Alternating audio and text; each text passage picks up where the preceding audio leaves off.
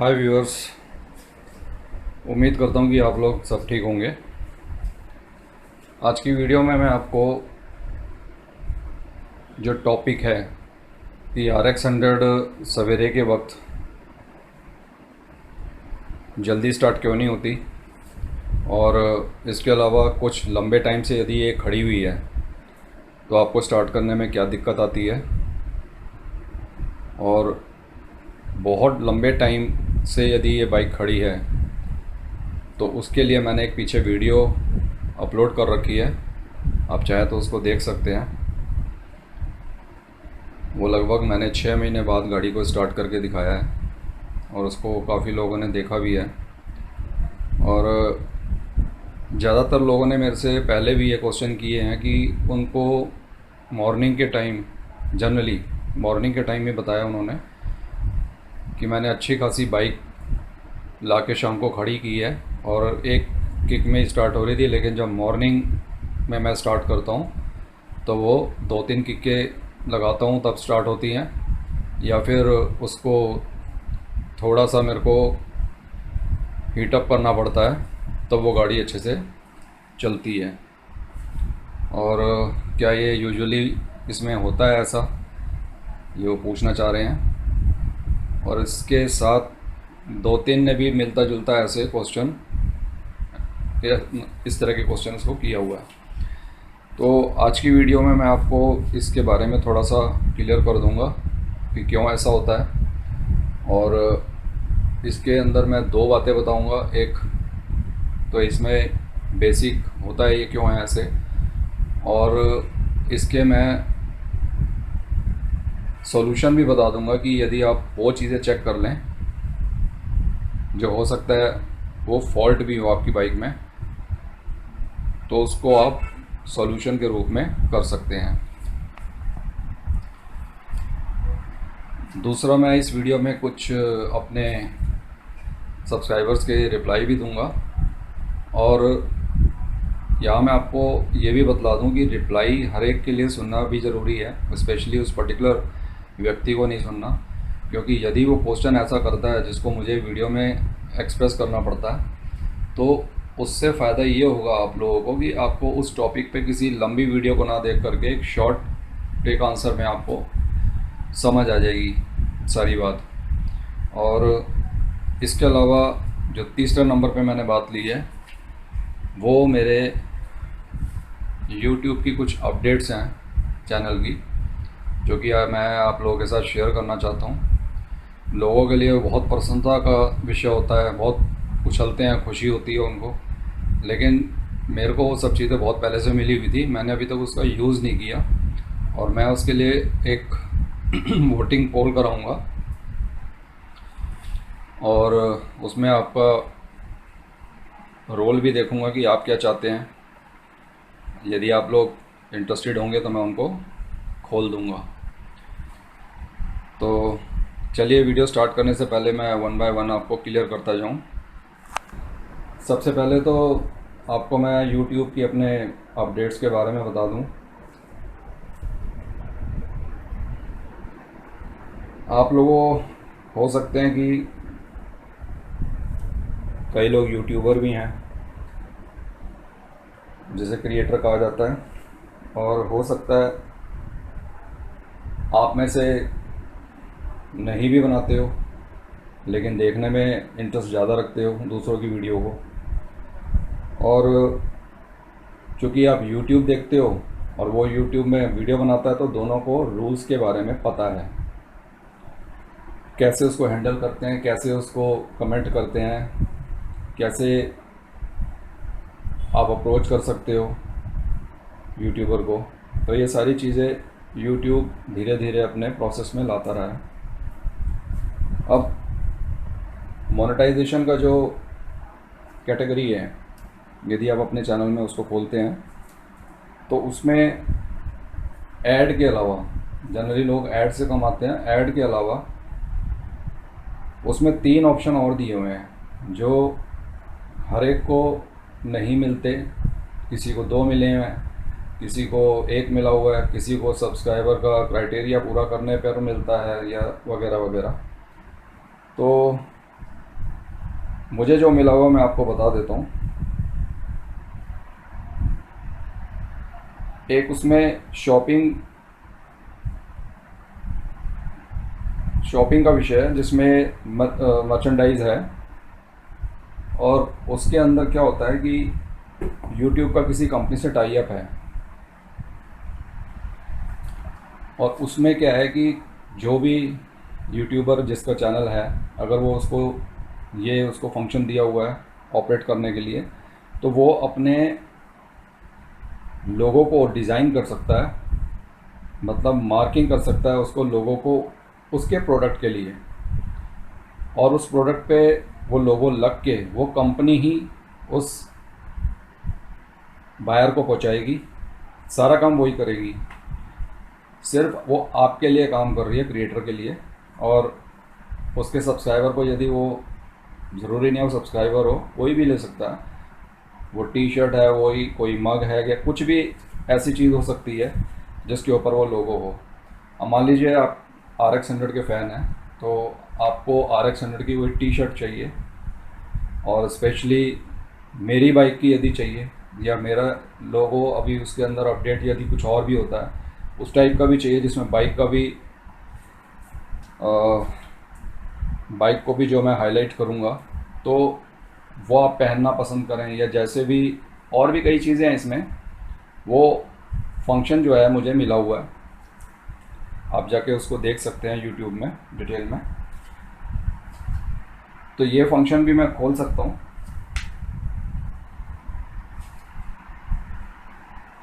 इसके अलावा मेरे को एक मेंबरशिप का ज्वाइन बटन मिला हुआ है। उसमें मोटे रूप से जो मेरे को समझ आता है वो ये है कि अगर आप मेरे चैनल को ज्वाइन करते हैं तो उसकी कोई फ़ीस है, आई थिंक 169 ऐसे कुछ है। मैं इतना डीप रिसर्च में नहीं किया, लेकिन मैं जो खुद थोड़ा बहुत जानता हूँ उसके मोटे रूप से आपको बता रहा हूँ। आप ज़्यादा डिटेल में जानना चाहते हैं तो उसको यूट्यूब पे समझ लीजिए। उसमें क्या होगा कि उसके अंदर वो पैसे थ्रू यूट्यूब ही आएंगे क्रिएटर को, और उसमें कुछ कमीशन यूट्यूब की भी होती है। तो वो ज्वाइन यदि करता है कोई भी, तो ज्वाइन करने से वो अपनी एक सिफारिश कर सकता है, या गुजारिश कर सकता है, या कोई भी आपसे रिक्वेस्ट कर सकता है कि सर ये वाली वीडियो मुझे समझ नहीं आई, इसको मेरे को डिटेल में समझा दीजिए। या वो ये भी कह सकता है कि भाई ये मेरे को वीडियो इंग्लिश में समझा दीजिए क्योंकि मुझे हिंदी में नहीं समझ आ रही। या कोई कह सकता है मुझे इंग्लिश की हिंदी में समझा दीजिए। तो उसमें ये हो सकता है कि भाई उस सब्सक्राइबर के लिए वो क्रिएटर अपना टाइम थोड़ा सा निकाल के उसको वो उस लैंग्वेज में प्रोवाइड कर दे, या उस सब्जेक्ट को क्लियर कर दे जिसको वो चाह रहा है। तो ये ज्वाइन बटन के अंदर इसका विषय क्लियर होता है। और इसके अलावा एक होता है सुपर्स लिखा हुआ है। तो सुपर्स में आपको 3 चीज़ें मिलती हैं, सुपर चैट और सुपर स्टिकर। सुपर चैट और सुपर स्टिकर तो बहुत से लोगों को मिले हुए हैं। आप लोगों में से कोई लोग करते भी हों, मुझे नहीं पता। मान लीजिए मैं कोई लाइव स्ट्रीमिंग कर रहा हूँ, तो उस वक्त आप कमेंट कर रहे हैं, और कमेंट के बाद अगर कोई सुपर चैट में कोई सुपर स्टिकर वगैरह होता होगा उनका, कोई परचेस करता है, तो वो अपना कमेंट क्लियर कर सकता है ख़रीद के। तो उसके कमेंट के अकॉर्डिंगली उसको आंसर देना पड़ेगा। यही सब कुछ होता है इन सब चीज़ों में, आप डिटेल देख सकते हैं। इन दोनों चीज़ों के अलावा एक सुपर थैंक्स होता है। सुपर थैंक्स में क्या है कि आपको यूट्यूब हर जगह नहीं देता, मतलब वो बहुत कम लोगों को मिला हुआ है, जिनके बहुत ज़्यादा सब्सक्राइबर हैं उन तक लोगों को नहीं मिला हुआ। तो ये भी मुझे मिला हुआ है। सुपर थैंक्स में होता क्या है कि आप मेरी वीडियो के नीचे देखेंगे तो उसमें नीचे सुपर थैंक्स आया होगा, तो उसमें एक तरह से उसको फाइनेंशियली डोनेट करने का या सपोर्ट करने का एक ऑप्शन है सब्सक्राइबर के थ्रू। यूट्यूब ये नया फीचर निकाला है। तो उसमें होता ही है कि आपको बहुत अच्छे सवाल के जवाब मिल गए, आप संतुष्ट हो गए, या आपने वास्तव में ही ऐसी चीज़ें जो बाहर से धक्के खा रहे थे उस क्रिएटर के एक ही आंसर से आपको सब कुछ क्लियर हो गया और आप इतने धक्कों से बच गए, या आपका मन में वो भाग गया, या वो आप उसको उसकी वीडियो से प्यार करते हैं, पसंद करते हैं, तो आप अपनी तरफ से अपनी इच्छा के अकॉर्डिंगली उसको डोनेट कर सकते हैं। आप डोनर के रूप में आपके कमेंट के नीचे और रुपए भी आ जाएंगे। उसका कोई क्राइटेरिया, कोई 40 रुपये से लेके 1000 रुपये तक के बीच में है, 100 रुपये समथिंग, ऐसे करते करते ब्रैकेट में आएंगे। जो जितना देना चाहे वो उसके हिसाब से देता रहता है। और उसमें देने का प्रोसेस यही है कि एक बार जैसे आप बैंक में रजिस्टर करते हो तो अपने जो बैंकिंग को है वो रजिस्टर करना पड़ता है यूट्यूब के पोर्टल पे, जो भी होगा उसके अंदर एक ही बार रजिस्टर करना है। जैसे आप पेटीएम से करते हैं, गूगल पे से करते हैं, तो फिर उस क्रिएटर को आप पेमेंट उसके थ्रू दे सकते हैं। तो ये थोड़ा बहुत मेरे को नॉलेज थी जो मैंने आपके साथ शेयर कर दी है। ये सारी चीज़ें मुझे मिली हुई हैं, लेकिन मैंने अभी तक इसका बेनिफिट नहीं उठाया। तो मैं इसको टॉपिक को पोलिंग कराऊंगा और आप लोग खुद ही बताएंगे कि उसमें कितना परसेंटेज चाहते हैं कि उस चीज़ का यूटिलाइज़ होना चाहिए। मेरे साथ आप लाइव आना चाहते हैं, बातचीत करना चाहते हैं, ये सारी बातें उन सब चीज़ों में आती हैं। देखते हैं आप लोग क्या कहते हैं। तो मैंने पीछे पोलिंग करा रखी है, अच्छे रिस्पॉन्स आए हैं। मैंने ये भी अभी वीडियो का पूछा है कि भाई इस बाइक के बंद होने का असली रीज़न और क्या हो सकता है। सबने अपनी राय दी है, मैं भी सुन रहा हूँ कमेंट के थ्रू। तो लेकिन जिस दिन मैं वो बैठूंगा क्लियर करने, आप लोगों को एक तीसरी सोच को भी समझना पड़ेगा। सो एनीवे, ये सब मैंने आप लोगों को अपडेट कर दिया है। तो चलते हैं मेन वीडियो के बारे में जिसके लिए टॉपिक बना हुआ है। यहाँ पर श्री राम जी हैं, ये कहते हैं कि मॉर्निंग में RX 100 का स्टार्ट करने के बाद 2 से 3 मिनट आइडल करना ज़रूरी है क्या, और इसके अलावा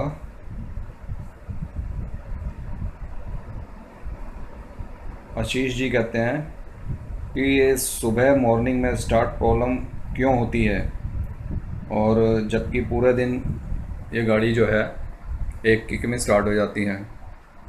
तो मैं आप दोनों का ये रिप्लाई दे देता हूँ वीडियो के थ्रू कि देखिए, सबसे पहले तो इसका जो बेसिक रीज़न है वो समझ लीजिए, और वो ये है कि जब भी हम इसको बेसिक रीज़न को भी 2 कंडीशन में समझ सकते हैं। एक होते हैं नॉर्मल दिन और एक होते हैं ठंड के दिन। देखिए, नॉर्मल दिन में क्या है कि अगर आपकी बाइक स्टार्ट करने में प्रॉब्लम कर रही है तो हो सकता है उसमें कोई प्रॉब्लम भी हो, सर्विस रिक्वायर्ड हो, और किसकी बाइक किस तरह से वर्क एफिशिएंसी दे रही है वो सारी डिपेंडेंसी उसके ऊपर होती है कि आपने सर्विसिंग कब कब करा रखी है, और उसकी जो मेन कार्बोरेटर की परफॉर्मेंस है वो कैसे निकल रही है। क्योंकि देखिए, जो बार बार किक लगाने का जो कारण है वो होते तो 2-3 रीज़न हैं, लेकिन जनरली ये सवेरे के टाइम आपको चौक लगाना पड़ता है। ध्यान से सुनिए, क्योंकि चौक क्यों लगाते हो आप? चौक जो है आपको पेट्रोल जाने देता है और एयर को ब्लॉक कर देता है, गाड़ी स्टार्ट हो जाती है। या फिर किक्के मारते रहो, जनरली आपने देखा होगा आप अपनी बाइक में चौक लगाते हो। तो समस्या कहाँ से है? कार्बोरेटर से है। और दूसरा क्या है कि आइडल पोजीशन, उसमें ये होता है कि आप अपनी बाइक को उस पोजीशन तक लाते रहने तक उसको स्टार्ट करते रहते हैं, मतलब उसको गर्म करते हैं, फिर जा कर के वो अपनी परफॉर्मेंस ठीक देना स्टार्ट करती है। तो ऐसा होता क्यों है? एक तो मैंने बताया कि आपके कार्बोरेटर से सर्विसिंग के इशू हो सकता है। अभी मैं आपको बता देता हूँ, 2-3 चीज़ें और भी उसमें काउंट होती हैं। तो सबसे पहले तो अगर हम देखेंगे तो सबसे पहले उसके बॉडी स्ट्रक्चर को हम ह्यूमन बीइंग से समझ लेते हैं। देखो, सीधा सिंपल सा फार्मूला है कि यदि आप इंसान हैं, आप रात में जागते नहीं हैं, सोते हैं, और मॉर्निंग में जब भी आप उठते हैं तो आप थोड़े से होश से बेहोश होते हैं। मैं आपको एकदम से कहूँगा कि भाई उठो और सीधा यहाँ से दौड़ने लग जाओ, तो आप शायद अपने होश में यानी आइडलिंग पोजीशन पे आने तक वो काम ना करें। तो यही कारण है कि ये भी एक मशीनरी है, आधे से ज़्यादा इंसान जैसा ये काम करती है। ये भी दौड़ती है, आप भी दौड़ते हैं। इसके अंदर जो ऊर्जा है उसका सोर्स इसका क्या है? फ्यूल है, आप में खाना पीना है। तो इसी प्रकार से होता ये है कि जैसी आपकी बॉडी जो है, जो पल्सेस हैं वो इतने ज़्यादा स्ट्रॉन्ग नहीं होते मॉर्निंग के टाइम में। और सिमिलरली क्या है कि इसका जो अपनी जो ऊर्जा है, अपना जो इसका सोर्स है वो क्या है? इसके पास तो तीन ही चीज़ें हैं, एक इसका ट्रांसमिशन ऑयल, एक टूटी ऑयल और एक फ्यूल, और एक साथ में एयर है। तो इसको वो एकदम से प्रदान नहीं होती है। जैसे आप खुद नींद में उठते हैं तो थोड़ा सा होश कम आता है, तो एकदम से वो सारे काम नहीं कर पाते, आपको थोड़ा सा जागने में टाइम लगता है। तो ऐसे ही इसको भी टाइम लगता है। ये तो इसका बेसिक फार्मूला है आपको कि इसको जब भी स्टार्ट करना हो तो सबसे पहले इसको आइडल पोजीशन पे लाना पड़ेगा। अब वो क्या पोजीशन है, आप इसको जब भी स्टार्ट करते हैं, मैंने अपने एक्सपीरियंस से आपको ये बात बता रहा हूँ। कई बार क्या होता था कि मैं ये जानता था ये बात, क्योंकि ये सारा काम कैसे होता है, experience makes a man perfect, कि जितना आपको एक्सपीरियंस होगा उतना आपको तजुर्बा ज़्यादा होगा। तो मैं जब स्टार्ट करके बाइक को जाता था तो मैं उसको एक्सेलरेट करके देख सकता था कि कितना दौड़ती है, लेकिन मुझे चूँकि बता रखा था कि ये सवेरे के वक्त इसको कभी भी हायर स्पीड पे मत लेके जाना, इंजन में प्रॉब्लम हो सकती है, ये मुझे शुरू से ही बता रखा था। लेकिन फिर भी मैंने एक दो बारी इसको भगाने की कोशिश की है। बाइक चाह करके भी नहीं भागेगी, आप चाहे जितना मर्जी जोर लगा लें, जब तक आपका इंजन गर्म नहीं होगा वो भागेगा भी नहीं। जब तक वो अपना प्री पोजीशन पे आएगा नहीं तब तक वो अपनी परफॉर्मेंस देगा नहीं। अब उसकी प्री पोजीशन क्या है, उसको गर्मी चाहिए, उसको हर चीज़ उसकी फंक्शनिंग में आनी चाहिए। अब होता ये है कि हम लोग क्या करते हैं, गाड़ी स्टार्ट की, पहला तो एक नहीं बैठा, दूसरे दो बंदे बैठ गए और दो बंदे बैठ के गाड़ी को ताकत लगवा दी, तो वो भी गलत है। और दूसरा उसको स्पीड दे दी। आप देखेंगे, आप इस गाड़ी की स्पेशली मैं बात कर रहा हूँ, दूसरों की गाड़ी का भी हो सकता है ये फार्मूला बनता हो, लेकिन इस गाड़ी के ऊपर जो बात मैं कह रहा हूँ वो ट्रूथ है, क्योंकि वो मैंने एक्सपीरियंस की हुई है। आप सिंगल राइडिंग में भी जाएंगे तो जब गाड़ी स्टार्ट करते हैं तो स्लो करते करते आप जब तक इसको 5 किलोमीटर तक नहीं लेके जाएंगे, ये अपने रिदम पे सेट नहीं होगी। आप उसको तेज़ दौड़ाएंगे, नुकसान कर देंगे। अब यहाँ पे स्टार्ट करने का टॉपिक है, वैसे ही स्टार्टिंग का है। स्टार्टिंग में क्या होता है, स्टार्टिंग में जब हम किक मारते हैं तो पिस्टन ऊपर नीचे करता है। अब वहाँ पे क्या चीज़ ऐसी है जो हमारी बॉडी से रिएक्ट करती है, जैसे हम बॉडी में एकदम से उठ के भाग नहीं सकते, वैसे ही देखो हर चीज़ सुस्त पड़ जाती है। आपका जो इंजन ट्रांसमिशन ऑयल है वो नीचे बैठ जाता है। पहली बात, वो गरारियों में पूरा घुला होता है, लेकिन वो सारा टपक टपक के नीचे बैठ जाता है। उसके बाद टूटी ऑयल है, कहाँ जा रहा है, पिस्टन पे जा रहा है। पिस्टन की जो दीवारें हैं, वॉल्स जो हैं, वो उससे रमी होती हैं, और उसके बाद वो भी धीरे धीरे सूखी हुई हो जाती हैं। जितना रनिंग में मशीन रहेगी उतनी जल्दी स्टार्ट होगी, और जितना उसको टाइम लग जाएगा उसको उतना ही टाइम फिर प्री पोजीशन पे लाने पे लग जाता है।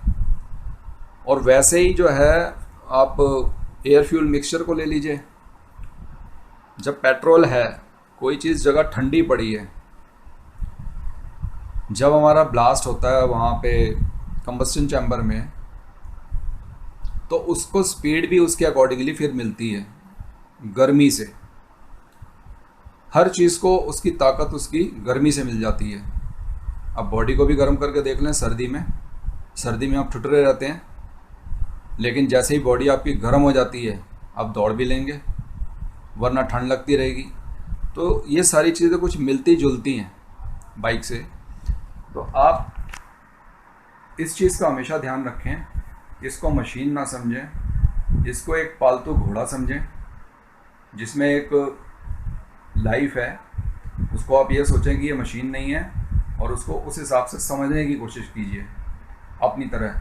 आप जैसे बाइक में स्टार्टिंग किक लगाते हैं ना, तो आपकी सवेरे के टाइम जब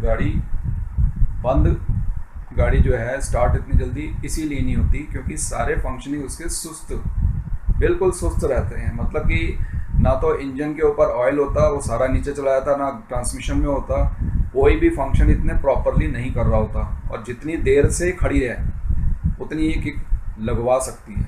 ये कोई बड़ी चीज़ नहीं है, ये चीज़ होती है। आप इसको दिमाग में लॉक कर लीजिए। इसको आप सोचें कि मैं इसको अपग्रेड कर लेता हूँ इस चीज़ से, वो नहीं होगा।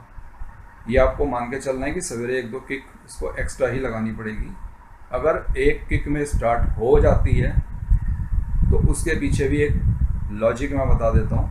आपकी एयर फ्यूल मिक्सचर जो है उसका बहुत अच्छे से फाइन जाना, रिच जिसे कहते हैं ना इसकी लैंग्वेज में, उसका अंदर जाना बहुत अच्छा है।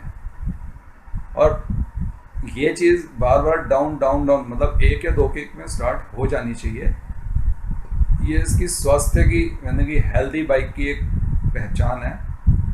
अगर वही बाइक एक या दो किक से स्टार्ट नहीं हो रही है तो उस बाइक के अंदर हो सकता है आपका जो एयर फ्यूल मिक्सचर है वो ठीक तरह से काम नहीं कर रहा और उसमें आपने चॉक लगाना अनिवार्य कर देता है। आपका जो माइंड है कि भाई मेरे को अब इसमें चॉक लगाना पड़ेगा, तो चॉक भी एक ऑप्शन है क्योंकि चॉक इसीलिए दे भी रखा होता है कंपनी ने कि भाई ज़्यादा ठंडा पड़ जाता है इंजन, तो चॉक का इस्तेमाल करें। अब चॉक का इस्तेमाल के साथ साथ मैं आपको एक सीक्रेट और भी बता दूं।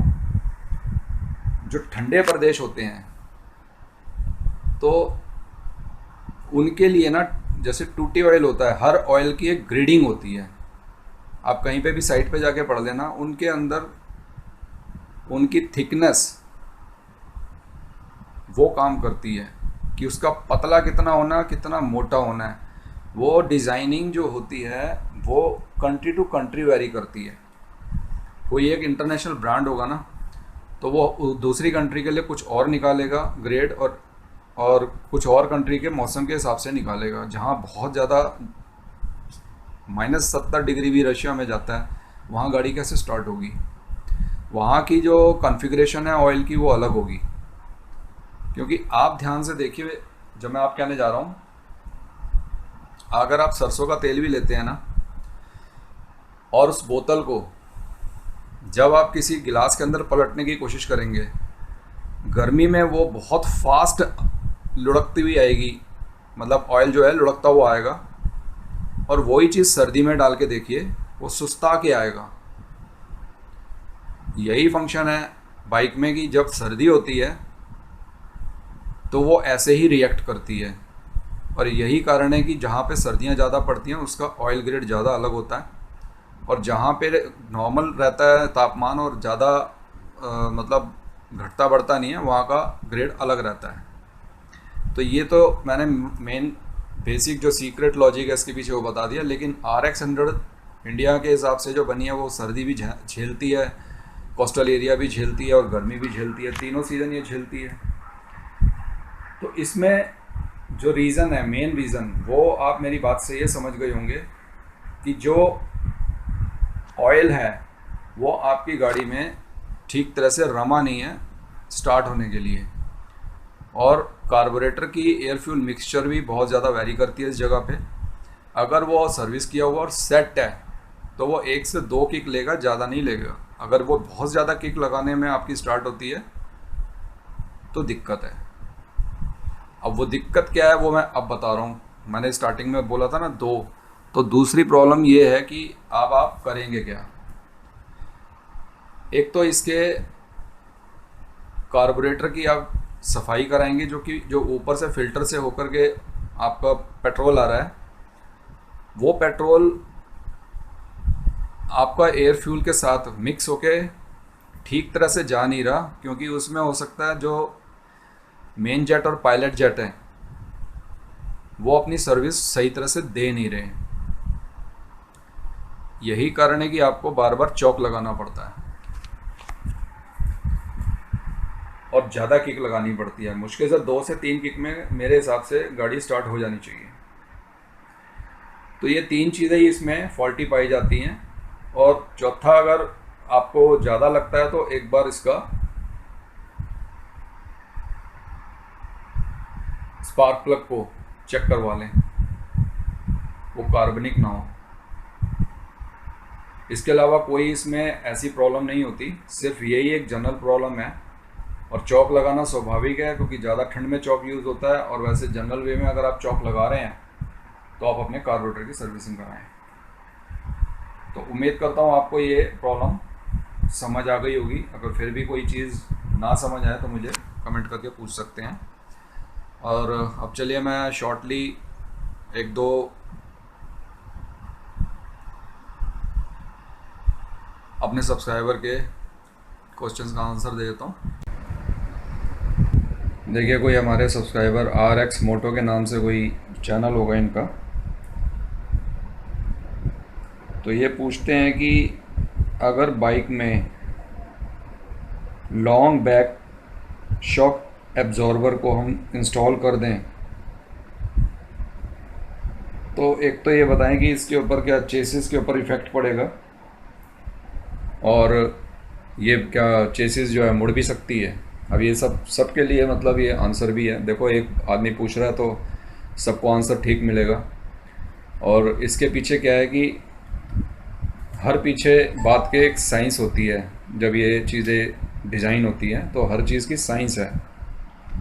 क्यों नहीं यामाहा RX 100 ने इससे बड़ा वाला नहीं दिया, जबकि आप लोग जानते हैं कि RX 100 के अंदर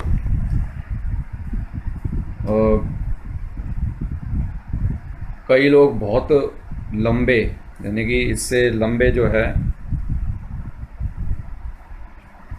शॉकर्स को लगवा लेते हैं। होता ही है कि उसको जो पीछे का मडगार्ड है वो भी उड़ जाता है और वो बैक राइडर भी जो है वो भी ऊपर हो जाता है और ड्राइवर थोड़ा नीचे हो जाता है आगे से, अगर आप फ्रंट से देखते हैं। तो देखो, मैं आपको एक एग्जांपल के तौर से आपको समझा सकता हूँ। आप में से बहुत लोग ट्रेन में सफ़र करते होंगे। 2 चीज़ का मैं आपको एग्जांपल देता हूँ। जब आप ट्रेन के आसपास घूमते हैं प्लेटफॉर्म पे, तो आपने उसके शॉकर्स को देखा होगा, स्प्रिंग जिसे कहते हैं। वो कितनी भी पुरानी गाड़ी हो, ट्रेन हो, और कितनी भी एडवांस हो, मोस्ट प्रॉब्ली सबके एक ही तालमेल के हैं। मेज़रमेंट सबका एक ही है। कोई ये नहीं है कि बहुत ऊंचे हैं, जैसे कि एक ऑड लगता है कि भाई इसके स्प्रिंग तो कुछ ज़्यादा ही ऊंचे दिख रहे हैं। ऐसा कुछ नहीं है।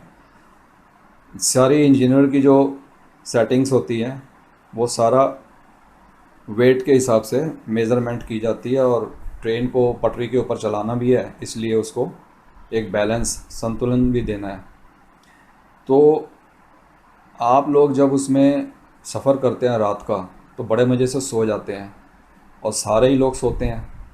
और सोने के बाद वो ये फील करते हैं कि उनको नींद कईयों को हिलने से भी अच्छी आ जाती है। कभी ये देखा है कितने गाड़ी ऊपर नीचे होती है, वो अपने ही वेट से हिलती है। अपने जो शॉकर्स हैं ना, 10 क्या 100 यात्री चढ़ जाएंगे वो हिलेंगे नहीं, लेकिन वो जब चलेगी तो वो अपने ही वेट से हिलते हैं। तो आप उसको सोते हुए महसूस कर सकते हैं। डनलप की तरह आप जाते हैं, मज़े आ जाते हैं, सो जाते हो आप, उठने का भी मन नहीं करता कई बारी मॉर्निंग में, इतनी जल्दी स्टेशन आ गया। या फिर आप उसको गेट के पास जाएंगे तो आपके नेक्स्ट बोगी को जब आप देखते हैं तो वो कितना आउट हो जाता है। आपको लगता है ये तो गिरा, लेकिन ऐसा नहीं होता, वो बैलेंस्ड होता है। उसके स्प्रिंग जो हैं वो प्रोपोर्शनली उसके हिसाब से ही बने होते हैं। ठीक है। तो अब आ जाइए बाइक पे। जो एग्ज़ाम्पल मैंने दिया वो आपको हकीकत है, वो आपने महसूस किया है, वो आपने सब ने देखा है। RX 100 में इसी तरह का ही क्यों फ्रेमवर्क में दिया हुआ है। उन्होंने भी तो हो सकता था बड़ा दे सकते थे। उनकी जो आगे की बाइक्स हैं 2010, 11, 12 की मॉडल्स देखोगे, उनके स्ट्रक्चर ही टोटली अलग है, रेसिंग बाइक की तरह बना रखी है, तो उनमें वो दे रखा है, उनका डिज़ाइन अलग है, उनका चेसिस का फ्रेम अलग है, तो लोगों ने इसको वो बना रखा है, तो इसमें लंबे वाले स्प्रिंग और शॉकर्स लगा रखे हैं। तो होगा क्या, एक प्रोपोर्शनली अगर आप उसको ज़्यादा बड़ा कर देंगे तो पीछे वाला राइडर आपसे ज़्यादा ऊंचा हो जाएगा, और जब एक गड्ढा आएगा ना, तो उसकी जो फ्लेक्सिबिलिटी है वो आपको इतना ज़्यादा उछाल सकते हैं कि आप गिर सकते हो। मैंने ट्रेन का क्यों दिया एग्जांपल, क्योंकि ट्रेन से आप कंपेयर करेंगे, जितनी भी ट्रेन के बोगीज़ पहले चलती थी और अब चलती हैं, सबके स्प्रिंग मेज़रमेंट ऑलमोस्ट सेम होते हैं। कुछ चीज़ें हैं जो बेसिक नहीं चेंज होती साइंस के चलते, नहीं तो वो गिर सकती हैं। तो आप ये ध्यान रखिए इन चीज़ों का कि ये चीज़ें आपने लगाई हैं, कंपनी ने नहीं लगाई। और अब आपने क्वेश्चन क्या किया कि उसके ऊपर चेसिस पे असर पड़ता है। देखिए, उसका मैं स्पष्ट रूप से जवाब नहीं दूंगा क्योंकि चेसिस इतनी कमज़ोर नहीं है इसकी, लेकिन आपका बैलेंस ज़रूर बिगड़ सकता है। ये मैंने आपको पूरा आंसर दे दिया है। चलिए अब नेक्स्ट कर लेते हैं क्वेश्चन। कोई नवीन जी हैं और मैंने कुछ एक वीडियो में पूछा था कि चेसिस और इंजन नंबर के अलावा एक तीसरा नंबर भी होता है बाइक में, उसे सीरियल नंबर कहते हैं। तो इन्होंने उसके लिए जवाब दिया है कि सर, अगर इंडिया में जो भी बाइक बिकी है उनका चेसिस नंबर और इंजन नंबर सेम होता है, अगर वो नहीं है तो इसका मतलब रिप्लेस है। तो ये सब तो मैं भी जानता हूँ और हर कोई जानता है। नवीन जी, मैं ये क्यों पूछना चाह रहा हूँ, क्योंकि मैंने एक वीडियो बना रखी है, वहाँ पे लोग कमेंट भी करते हैं, उनके कमेंट के हिसाब से उनके कुछ नंबर्स अलग अलग मुझे पता चलते हैं, जो मेरे फार्मूले के हिसाब से थोड़े से डिफ़र हैं, तो मुझे उनको जवाब भी देना होता है। तो मैंने उनको बोला है कि कुछ एक टाइम रुको तो मैं समझा दूँगा किस तरह से वो नंबर टैली करते हैं। इंजन का चेसिस नंबर से मिलना वो एक स्वाभाविक चीज़ है, नेचुरल है। लेकिन मैंने आपसे क्या चीज़ पूछी, आप ध्यान से सुनिए। इंजन चेसिस सेम है, ओके। एक तीसरा नंबर होता है, वो आपकी आरसी पे लिखा होगा, उसको कहते हैं सीरियल नंबर। सीरियल नंबर भी वही है या डिफ़र है या है ही नहीं। तो ये मत सोचना कि डिफ़र है या है ही नहीं, तो सर पूछ रहे हैं कि तो फिर मेरी बाइक में अगर मैंने सेकेंड हैंड ली थी तो दिक्कत हो गई, टेंशन हो गई। ऐसा कुछ नहीं है। कुछ स्टेट्स में नहीं दिया, कुछ स्टेट्स में अलग दिया है या कुछ स्टेट में सेम दिया है, वो जानना एक मकसद है। क्योंकि जब कोई पूछने आता है अपनी बाइक के बारे में उस वीडियो के साथ, तो उनको रिप्लाई प्रॉपर नहीं पहुंच पाएगा, इसलिए मुझे पूछना है आप लोगों से, क्योंकि ये बाइक अब हर जगह तो है नहीं। तो जब आप सपोर्ट करेंगे, उसमें कुछ नहीं है, सिंपल सी चीज़ है। आपका चेसिस और इंजन नंबर आपकी आरसी में दिया होगा, उसको कहते हैं सीरियल नंबर। यदि वो इंजन और चेसिस से सेम मिलता जुलता है तो आप मुझे बताएं कि वो सेम है। अगर डिफ़र है तो घबराने की कोई बात नहीं है, वो अलग हो सकता है। या नहीं भी है तो वो भी कोई घबराने की बात नहीं है कि वो नहीं भी हो सकता। लेकिन उसके ऊपर वीडियो मेरी एक पेंडिंग थी, तो मैंने कहा मैं तभी बना पाऊँगा जब मुझे सपोर्ट में आंसर मिलेगा, क्योंकि मैं गलत वीडियो बना के नहीं बताना चाहता किसी को। तो ये इसलिए मैंने फ़र्स्ट टाइम क्वेश्चन किया था कि यदि आपकी आरसी में सेम नंबर लिखा है तो मुझे बताइए, या नहीं लिखा या अदर नंबर लिखा है तो वो हो सकता है सीरियल नंबर है, वो ज़रूरी नहीं है इससे मिले। तो मुझे उम्मीद है कि अब आप मेरा क्वेश्चन समझ गए होंगे। चलिए, कोई नीतीश गुप्ता जी हैं, तो वो कहते हैं कि सर आपका कॉन्टैक्ट नंबर मिल सकता है। और उसके बाद मैंने उनको पहले मेल दिया है कि आप मेल कीजिए। बाद में वो लिखते हैं कि आपका मेल जो है वो ठीक तरह से आ नहीं रहा। तो उसके बाद उन्होंने फिर दोबारा मेल भी कर दिया है, मेल पे मैंने उनको आंसर भी दिया है। तो जब तक हम आपसे इंटरेक्ट नहीं होंगे और आप मेरी कैटेगरीज़ में, जो मेरी कम्युनिटी है उसमें आ नहीं जाएंगे, तो मैं आपको कोशिश करूँगा कि उस कम्युनिटी के अंदर लाऊं, और उसके बाद फिर मैं आपको कॉन्टैक्ट नंबर भी दे दूं। अगर मैं कॉन्टैक्ट नंबर नहीं दूंगा तो मेरे साथ ऑलरेडी किसी के बिज़नेस, यानी कि कोई मटेरियल मंगवाता है तो कैसे जाता है, तो जाता है ना। हैदराबाद में भी जुड़ा हुआ है, मैसूर में भी जुड़े हैं, तो मुझसे चैटिंग करते हैं, कोई दिक्कत नहीं है। और ऐसे कई लोग जुड़ते जाएंगे, कोई दिक्कत नहीं है, क्योंकि किसी को मैं सामान भेजूंगा तो वो तो ऑब्वियसली है कि मैं इंट्रोडक्शन दूंगा। तो ये जो चीज़ें हैं ये थोड़ा वाइड एरिया है, इसमें हर तरह का आदमी आता है घुसता है, हमें उसके बारे में नहीं पता, तो हम पहले उसको समझ लें, उसके बाद हम अपना संपर्क दे सकते हैं, कोई दिक्कत नहीं है। अब मैं बिज़नेस भी करता हूँ, बिज़नेस में मैं कहाँ कहाँ तक नहीं पहुँचा हुआ इंडिया में, पूरे केरला में, तमिलनाडु में, कर्नाटक में, ये सारी चीज़ें मेरे लिए कुछ नहीं है। हैदराबाद में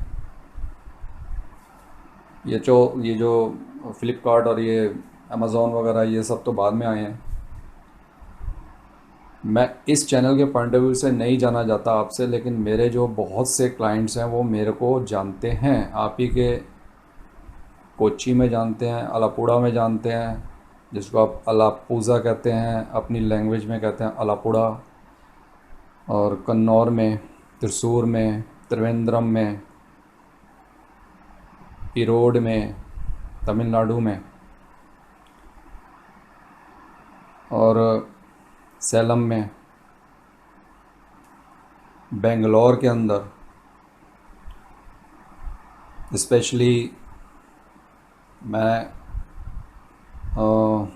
अपने प्रोडक्ट्स को प्रमोट करने के लिए hotel King Fort, Calicut, Bangalore, hotel Chetan international, ये सब मैं, गोवा, ये सब चीज़ें मेरे लिए कुछ नहीं है। मैं बहुत जगह जाता था, तो अभी मैंने कम कर दिया है, क्योंकि ऑनलाइन मैं दूसरे पोर्टल से भी अपनी मटेरियल को सेल करता हूँ, लेकिन अभी ये सब चीज़ें, इंटरेक्शन बहुत ज़्यादा ज़रूरी है। मेरे मोबाइल में हो सकता है 3000 डीलर हों, लेकिन जिसके साथ इंटरेक्शन होता है ना वो कम होते हैं, वो 300 होंगे, वो 400 होंगे, बिज़नेस उसी में होता है, वो फ़िल्टर होके अपने आप आ जाते हैं, आप अपने आप मुझसे जुड़ते चले जाएंगे, ऑब्वियसली है। तो ये सब चीज़ें मैं अच्छे से बिज़नेस को जानता हूँ, तो ये सब चीज़ें मेरे लिए कुछ नहीं है। अगर आप मेरे साथ जुड़ेंगे तो मैं आपको डील करूँगा, कोई दिक्कत नहीं। चलिए ठीक है, उम्मीद करता हूँ कि आपको ये वीडियो पसंद आई होगी, और नेक्स्ट वीडियो के लिए आप वेट कीजिए, और ध्यान रखिए मैंने एक क्वेश्चन किया हुआ है सीरियल नंबर का बाइक की, वो हेल्प कीजिए। दूसरा, एक मैंने पोलिंग करानी है अपने